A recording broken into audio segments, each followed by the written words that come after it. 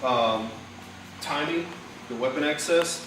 You know, one of my probably one of the best lessons I got from Paul Sharp Progressive Fighting Systems guys was to hit first, hit fast, and hit last. You know, put it on them and get out of there.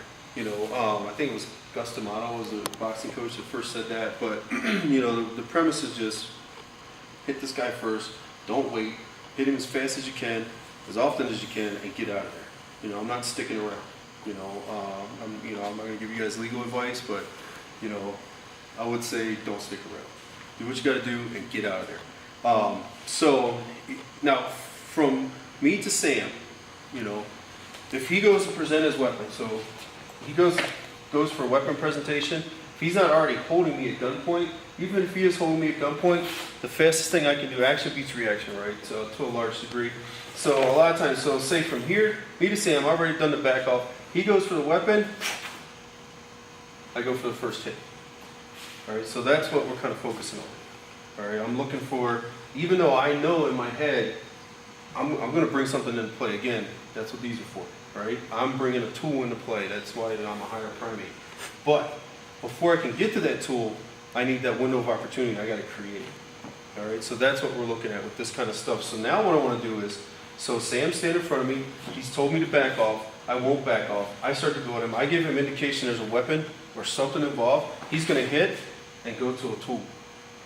We want to drill that window of opportunity. All right, so I actually want you to go through with the presentation. Okay. So in your mind, this is lethal confrontation where it's got to that point to where you got to go there. You know, so let's just take that off the table, because I know a lot of guys want to get caught up in, not that you guys are those guys, but I've taught classes where guys are like, well, how do I know if he has a gun? Well, what if I get in trouble for brandishing? I'm like, well, why are you still there? That would be my first question. You know, if you have the opportunity to leave. Then there is no police report. There's just some junkie who's probably not going to call the police. There might be passerbys that call, but you know, it's kind of like when they call us because they got ripped off, like rich, you know, suburban kids call us because they got ripped off for their drug buy. Well, I gave this guy $40 for what? Well, I gave him $40 because I gave him $40 and he's supposed to give it back to me, but he didn't bring it back. I'm like, yeah, okay, go tell mom that you've learned your lesson tonight.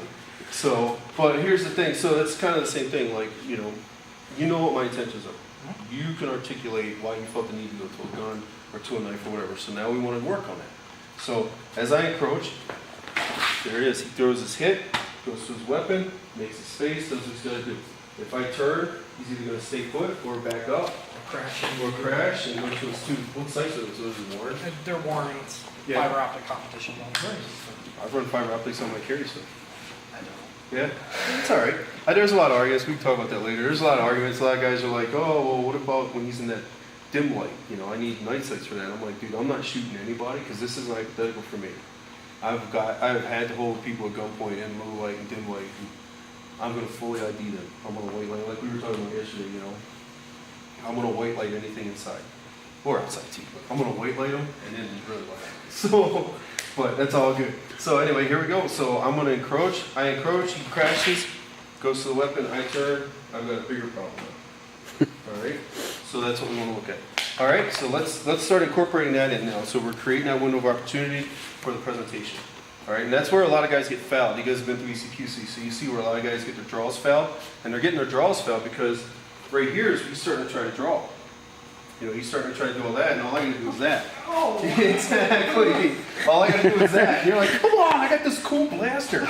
You know, but all I got to do is go choke, you know, and stop these. So, you know, it's just one of those things where it's like, dude, you have a whole other, you know, you have a lot of other tools at your disposal from here, from this range. A lot of my solutions are empty hand. You know, it's not the final solution. You know, it's the beginning of it. You know what I mean? So I'm looking at empty hand to set up this. All right? So, or this, or whatever I come up with. So, all right? So let's drill that, man, as we get that in there. So that's a really